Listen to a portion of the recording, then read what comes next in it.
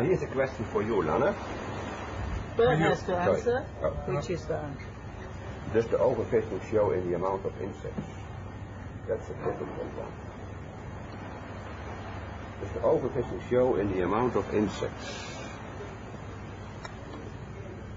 I'm not quite sure what the person wants to know. The insects are very small. Fish are not their major predator.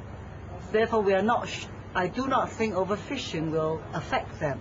On the other hand, overfish perhaps would destroy some of the fish that feed on the insects, so we may see an increase in the population. Is that what you would like to know?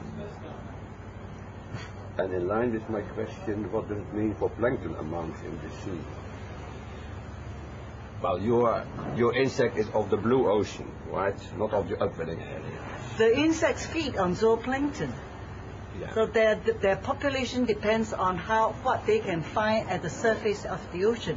Perhaps I should mention that these insects are living in the open ocean all the time, from the 40 degrees latitude in the north to 40 degrees latitude in the south. They do not have wings at all. You can see here, this shows you the insect, what it looks like.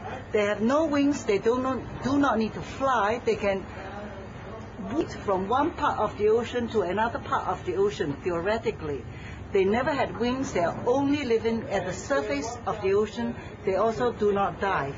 And they survive by eating anything that is trapped at the surface of the ocean. There will be small zooplankton, copypods, amphipods, or little fish larvae. If they could find area insects that are blown out to sea and fell on the surface of the ocean, they could feed on those too. Therefore, if you have very little plankton on the ocean, you probably will find very few of them. They would starve to death. Your question now, Bert. Yeah. How many exhibition ships have you had since you were on board? Oh, that's a difficult one. How many exhibition ships have you had since you're on board? Took anything from No. I didn't collect humans or bones. I only collect stories and photos. Mm-hmm. Yes, it was nice to be here in the archive to see the real things of the exhibition from 1989, with the lists of all the people who went to France, with their names and where they come from, and that was very nice to see. And there were some very old albums with photos of George Speech, and George Speech had an exhibition there too, and one of the first visitors was Gauguin, and he was so inspired by the photos of George Speech that 2 boats later he immediately went to Tahiti, and he was the third or the fourth man who brought the image all over the world. But I didn't find a Gauguin for myself, sorry.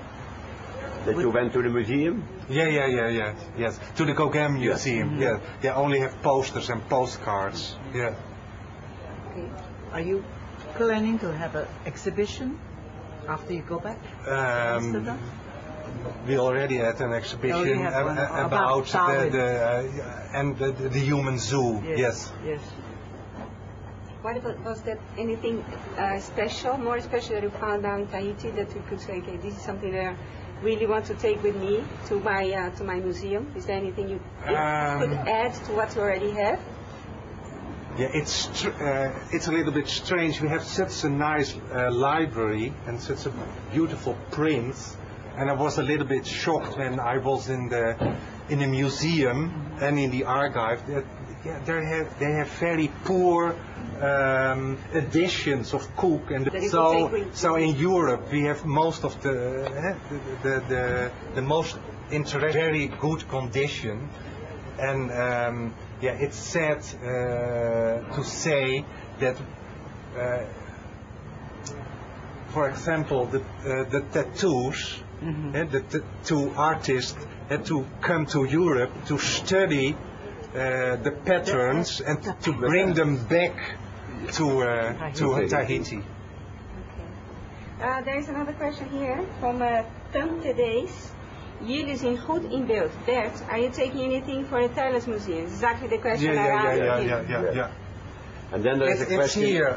I take a lot of IDs and Go and take it back with you. And there is a question for Lanna. What do you hope to learn by studying these ocean-going insects? Although we have known these insects since 1822, because they live in the open sea, it is very difficult for any biologist. Almost no entomologists have gone to sea to study them. What I hope to learn, first of all, would be what are the environmental effects on these oceans. I'm sure everybody has heard about ocean warming, global warming.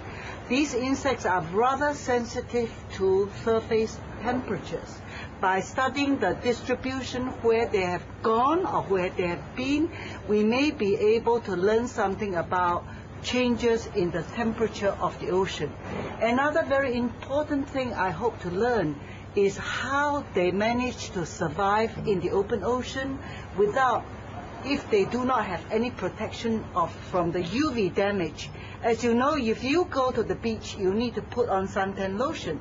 So they must have something that is very effective in helping to protect them from UV damage. Otherwise, they will not be able to properly. If we are able to collect more insects, we are going to take some samples to be analyzed back on land to see whether we can learn a little bit more whether or not they have in their cuticle some UV protection chemicals. All right, thank you. There's another question for Bert. Bert, begreep je dat John Malkovich was uitgenodigd, maar begin 30 was? Waarom was hij uitgenodigd? Zou je kunnen antwoorden? Ja. Ik heb hem niet gezien omdat hij er helemaal niet was, maar ik heb begrepen dat hij een rol zou spelen op de Galapagos-eilanden. Klopt, ja. En dat hij hier ook zou aankomen. En mijn collega's allemaal jaloers dat ik hem dan de hand zou schudden en misschien ook met hem zou gaan eten. Maar hij had volgens mij ook film, of hij kwam een film tussendoor, dus daarom is dat niet doorgegaan. Maar de reis is niet minder leuk. Nee. Oké, een vraag van J.F. Kennedy. I was wondering the exact same thing. Maybe Darwin used the fossils and the trees as a metaphor for an entire forest.